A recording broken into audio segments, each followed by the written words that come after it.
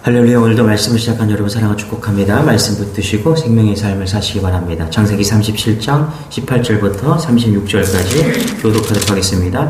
요셉이 그들에게 가까이 오기 전에 그들이 요셉을 멀리서 보고 죽이기를 꾀하여 서로 이르되 꿈꾸는 자가 오는도다. 자 그를 죽여 한 구덩이에 던지고 우리가 말하기를 악한 짐승이 그를 잡아 먹었다 하자. 그의 꿈이 어떻게 되는지를 우리가 볼 것이니라 하는지라. 루벤이 듣고 요셉을 그들의 손에서 구원하려 하여 이르되 우리가 그의 생명은 해치지 말자. 루벤이 또 그들에게 이르되 피를 흘리지 말라. 그를 광야 그 구덩이에 던지고 손을 그에게 대지 말라 하니 이는 그가 요셉을 그들의 손에서 구출하여 그의 아버지에게로 돌려보내려 함이 들었더라. 형들에게 이르되 그의 형들이 요셉의 옷 곧 그가 입은 채색 옷을 벗기고 그를 잡아 구덩이에 던지니 그 구덩이는 빈 것이라 그 속에 물이 없었더라.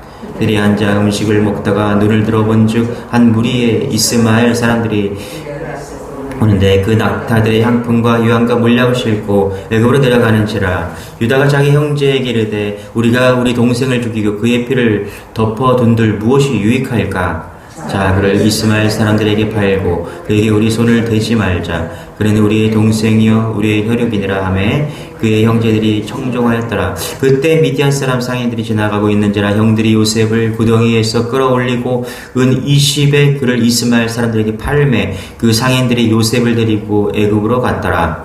루벤이 돌아와 구덩이에 이르되 들어본즉 거기 요셉이 없는지라 옷을 찢고 아우들에게로 되돌아와서 이르되 아이가 없도다 하는 나는 어디로 갈까? 그들이 요셉의 옷을 가져다가 순념수를 죽여 그 옷을 피에 적시고 그의 채색 옷을 보내어 그의 아버지에게로 가지고 가서 이르기를 우리가 이것을 발견하였으니 아버지 아들의 옷인가 보소서 하매 아버지가 그것을 알아보고 이르되 내 아들의 옷이라 악한 짐승이 그를 잡아 먹었도다. 요셉이 분명히 찢겼도다 하고 자기 옷을 찢고 굵은 배로 허리를 묶고 오래도록 그의 아들을 위하여 애통하니 그의 모든 자녀가 위로하되 그가 그 위로를 받지 아니한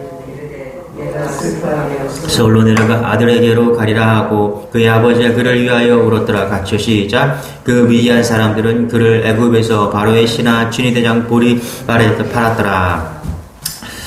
자 우리 왜 형들은 요셉을 멀리서 보고 죽이기를 꾀했을까? 18절 19절에 보면은 요셉이 그들에게 가까이 오니 이제 도단에 있는 것을 알고 이제 글로 갔죠. 찾아서 형들이 세겜이 없으니까 도단까지 갔죠. 도단 가서 막 찾으니까 이제 형들이 멀리서 요셉이 오는 것을 보고 뭐라고 그래요? 죽이기를 꾀하여 서로 이르되 꿈꾸는 자가 오는도다. 여러분 형들이 요셉을 죽이려고 한 이유는 표면적으로 보면 편해였죠. 채색 옷이었고 또 아버지가 요셉을 더 사랑했기 때문에 이렇게 성경은 기록하고 있습니다. 그러나 영적인 이유로 보면은 하나님의 예언의 말씀을 요셉이 선포했기 때문이다. 하나님이 주신 그 꿈을 요셉이 예언했기 때문인 것을 우리가 알 수 있습니다. 20절에 이렇게 얘기하죠. 그의 꿈이 어떻게 되는지를 우리가 볼 것이니라 하는지라. 무슨 얘기예요? 요셉이 이야기했던 예언했던 그 꿈이 정말 그렇게 될 것인가? 그들은 관심을 가지고 있었다는 것입니다. 그래서 형들이 그 꿈이 어떻게 되는지 그를 요셉을 죽여보자. 그리고 그 말씀이 어떻게 되는지 보자. 그렇게 지금 생각하고 있다는 것입니다. 여러분 우리가 하나님의 말씀이 선포되는 것을 우리가 하나님 말씀대로 살아갈 때 그리스도인으로 살아갈 때 우리에게 핍박이 온다는 사실을 여러분 잊지 마시기 바랍니다. 적당히 타협하면서 그리고 적당히 우리가 신앙생활 한다고 한다면 절대로 핍박은 오지 않습니다. 타협하고 적당히 살아갈 때 무슨 핍박이 옵니까? 그러나 진짜 말씀으로 살려고 하고 말씀이 전해지고 말씀으로 능력으로 살아가려고 할 때 그곳에 반드시 저항이 있고 핍박이 있다는 사실입니다. 성경은 계속해서 그걸 이야기하고죠. 자, 20절 한번 읽어볼게요. 시작. 자, 그를 죽여 한 구덩이에 던지고 우리가 말하기를 악한 짐승이 그를 잡아먹었다 하자. 그의 꿈이 어떻게 되는지를 우리가 볼 것이라 하는지라. 요셉은 어떤 핍박이 왔습니까? 영적인 것으로 보면은 구덩이에 던져졌다. 그렇죠? 구덩이는 죽음이거든요. 무력 그 자체입니다. 예전에는 이때 당시에 구덩이를 깊이 파서 밑에 부분이 넓게 되어 있었고 이제 내려갈 때는 긴 작대기를 타고서 내려간다고 합니다. 그리고 다시 올라올 때 그 작대기를 타고 이렇게 올라왔다고 합니다. 그러니까 내려보내놓고 이제 그 작대기만 없애버리면 요셉은 죽을 수밖에 없는 그런 상황이었죠. 자, 거기에다가 밀어 넣었다라는 것입니다. 핍박과 고난이 있을 수 있다. 예수 믿으면 그것을 계속해서 보여주고 있다는 것입니다. 그래서 여러분, 우리가 오늘 말씀을 통해서 점검해야 될 것이 있어요. 우리가 진짜 예수 믿으면 어떻게 믿어야 되는가? 대부분 사람들이요, 예수 믿을 때 복 받고 좋은 것, 이 땅에서 평안을 누리려고 우리는 그런 마음이 있어요. 이게 인간의 마음이요. 그러나 진짜 예수 믿는다는 것은 뭐냐면 우리가 죽음을 각오하고 고난을 각오하고 핍박을 각오하고 구덩이에 던져지는 그런 핍박을 우리가 가지고 신앙생활을 해야 된다는 것입니다. 여러분 어떻습니까, 여러분? 여러분 직장에서, 가정에서, 교회에서 이런 마음으로 우리가 신앙생활을 하고 있습니까?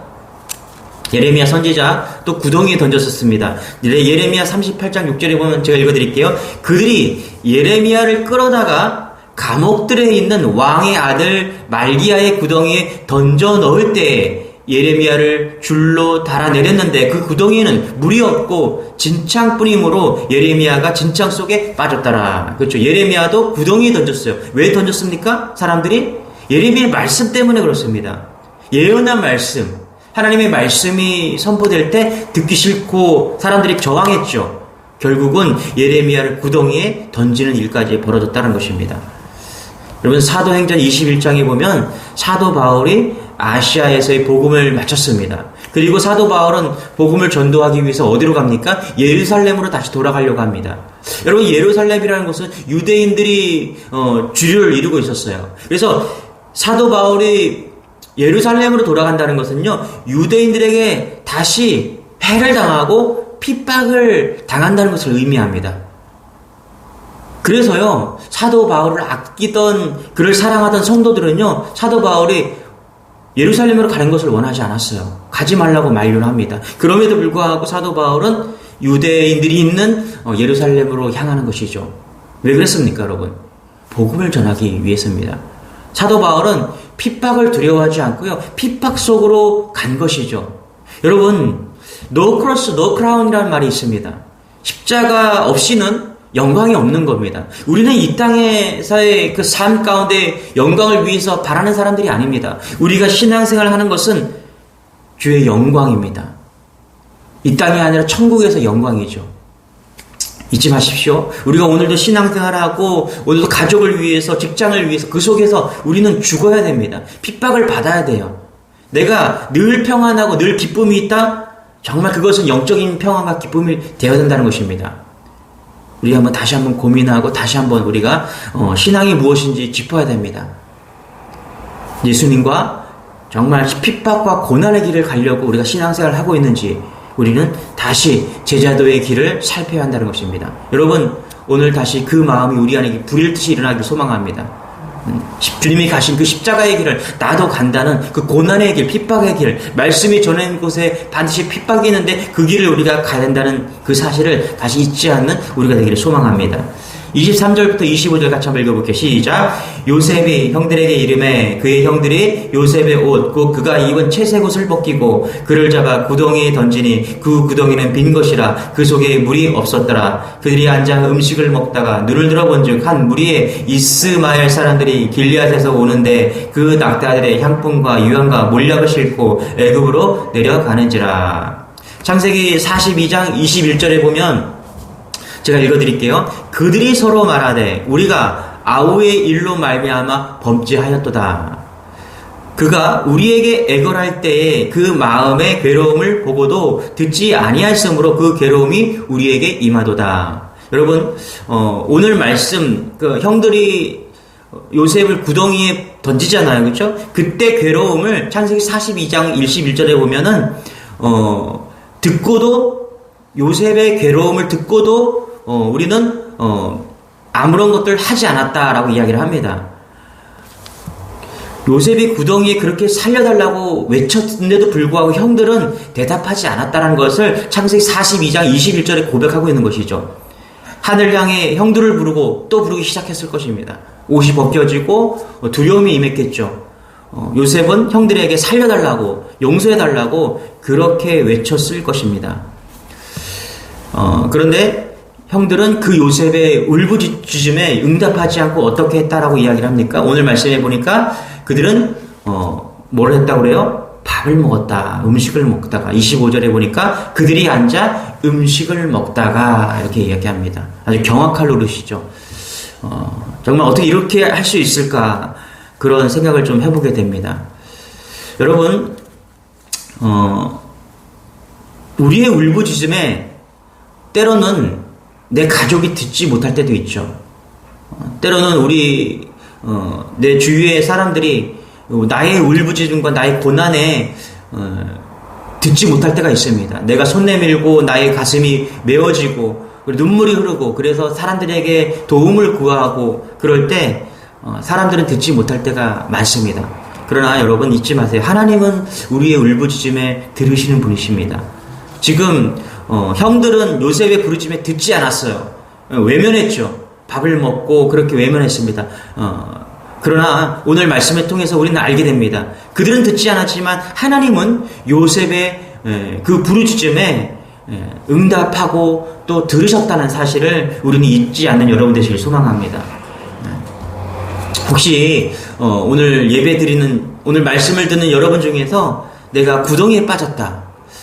남편의 구덩이에 빠지고 형제의 구덩이에 빠지고 자녀의 구덩이에 빠지고 경제적인 구덩이에 빠지고 육체적인 구덩이에 빠질 수 있어요. 그래서 사람들에게 핍박과 고난 가운데서 사람들에게 울부짖을 수 있어요. 그러나 그들이 듣지 않는다도 여러분 절망하지 마십시오. 왜냐하면 하나님은 그 절망 가운데 들으시는 분임을 믿는 여러분 되시길 바랍니다.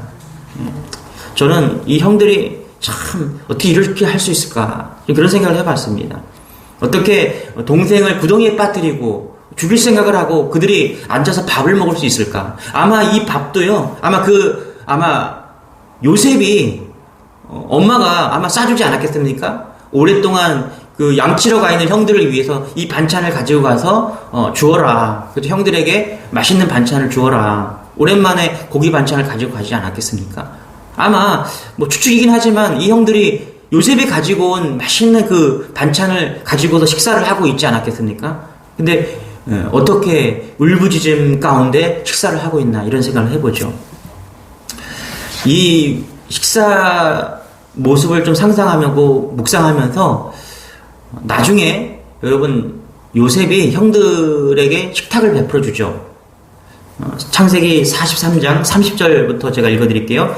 요셉이 아우를 사랑하는 마음이 북받쳐 급히 울 것을 찾아 안방으로 들어가서 울고 이제 요셉이 총리가 되고 나중에 가문 때문에 찾아온 그 형들을 이제 모른 척하고 그들에게 식사 대접을 하는 그 상황이죠.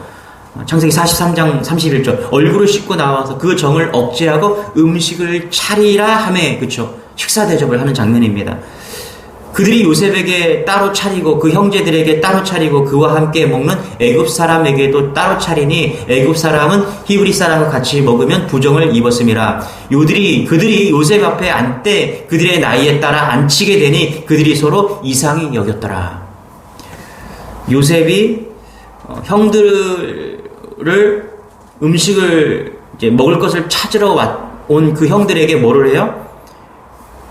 식사를 대접하고 있는 거예요. 저는 오늘 말씀에서 그 형들이 먹는 그 음식과 43장에서 요셉이 식탁을 차려준 그 음식과 그 모습이 좀 떠올랐어요.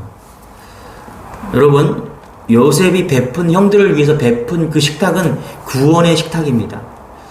용서의 식탁이죠. 그렇지 않습니까, 여러분? 아마 생각이 났지 않았겠습니까?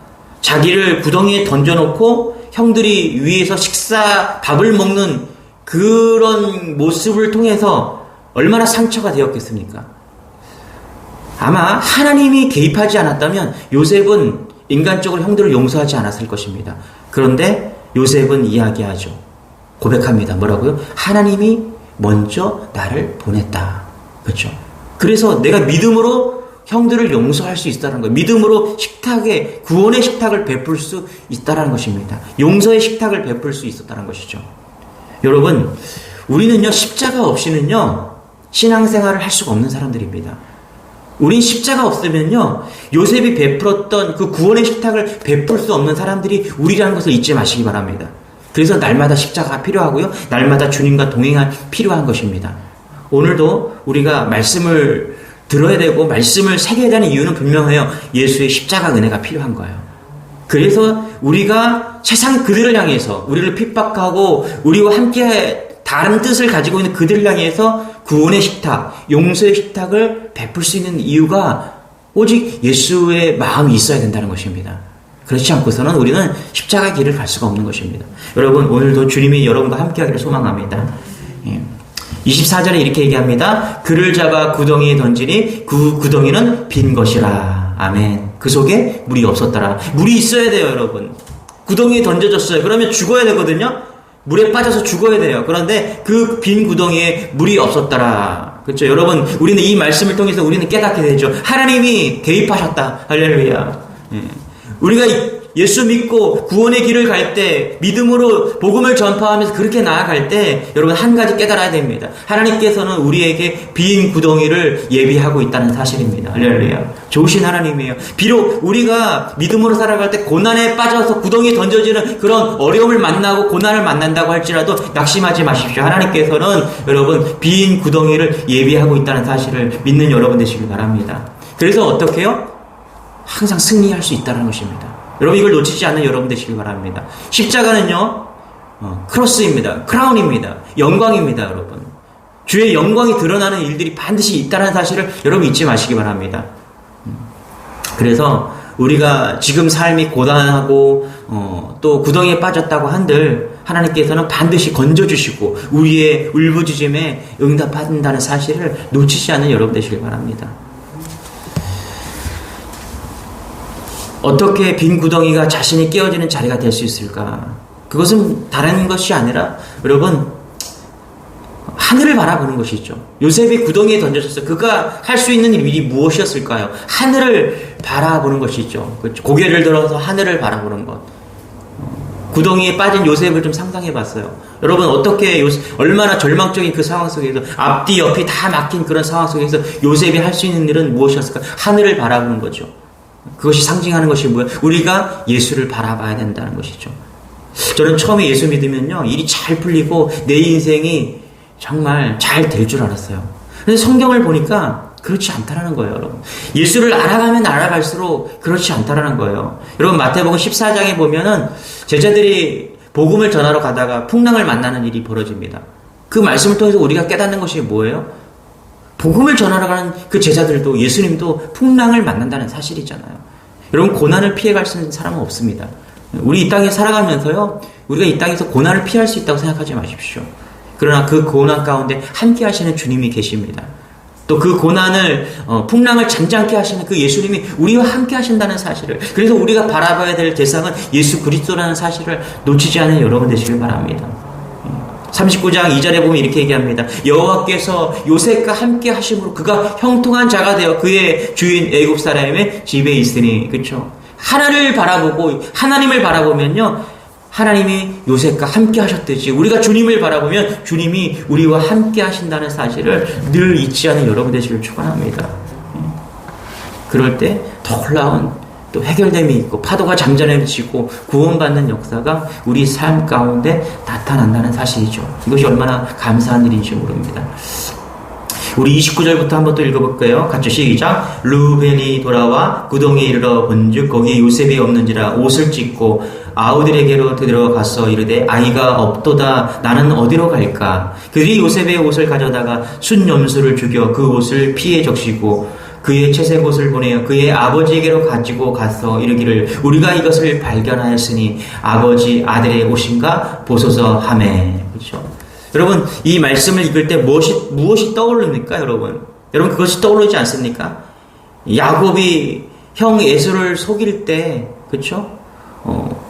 형 아버지에게 팥죽 한 그릇을 통해서 장자권을 갈취할 때, 그리고 형의 축복을 받아야 되는데 에서가 받아야 되는데 자신이 축복을 가로챌 때 그는 옷을 바꿔 입고, 그렇죠? 목소리를 흉내내고 그렇게 하지 않았습니까? 여러분, 참, 지금 그 야곱의 자녀들이 또 아버지 자신을 속이고 있는 모습을 우리가 보게 되는 것이죠. 거짓이 거짓을 낳는 이 가정에 끊을 수 없는 저주 같은 그 거짓말 같은 그런 것들이 계속 흘러오고 있다는 것입니다. 여러분, 그래요. 우리를 묶고 있는 그런 저주스러운 일들이 우리 삶 가운데 있을 것입니다. 여러분, 믿음으로 끊으시기 바랍니다. 예. 믿음으로 일어서시기 바랍니다. 여러분을 묶고 있는 그 무엇이든 간에요. 여러분, 예수 이름으로 명하고 끊는 역사가 있기를 소망합니다. 예, 두려움이 사라지고요. 복음으로, 믿음으로 그 모든 것을 끊어내고 믿음으로 승리하는 여러분 되시길 바랍니다. 저는 오늘 말씀을 보면서 이 저주스러운 가정이 흐르고 있는 이 거짓말의 영이 떠나갈 수 있도록 기도했습니다. 여러분 가정에 다 이런 저주스러운 한 가지들이 있을 것입니다. 때로는 알코올이 중독이 될 수도 있고, 때로는 거짓말이 될 수도 있고, 때로는 그렇죠, 여자 문제가 이성적인 문제가 될 수도 있고, 여러 가지 그런 문제들이 있을 것입니다. 여러분의 가정이 흐르는 그런 저주 같은 일이 있을 것입니다. 오늘 다시 한번 믿음으로 선포하시고 끌어내는, 그래서 놀라운 복음의 가정이 될 수 있기를 소망합니다. 기도하겠습니다. 하나님, 우리가 믿음으로 살아갈 때, 복음으로 살아갈 때 그곳에 반드시 고난과 핍박이 있음을 다시 한번 우리는 점검합니다. 내가 정말 예수로 나아갈 때, 믿음으로 살아갈 때 우리가 원하는 것이 무엇인가를 다시 한번 우리가 점검합니다. 예수의 길을 가게 도와주옵소서. 예수님이 가셨던 그 길을 갈 수 있도록 믿음을 더하여 주옵소서. 이 땅에서 영광이 아니라 주님과 함께함으로 주님이 주시는 그 영광을 누릴 수 있는 믿음의 자녀들 다 되게 도와주시고, 하나님, 우리 가정에, 우리 교회에, 직장에 흐르고 있는 영적으로 하나님, 저주스러운 그 모든 것이 끊어지고 복음이 흘러갈 수 있도록 은혜를 더하여 주옵소서. 감사드리며 예수님의 이름으로 기도드리옵나이다. 아멘. 우리 말씀 붙드시고 승리하는 여러분 되시길 바랍니다. 주여 한번 기도하겠습니다. 주여, 주님 감사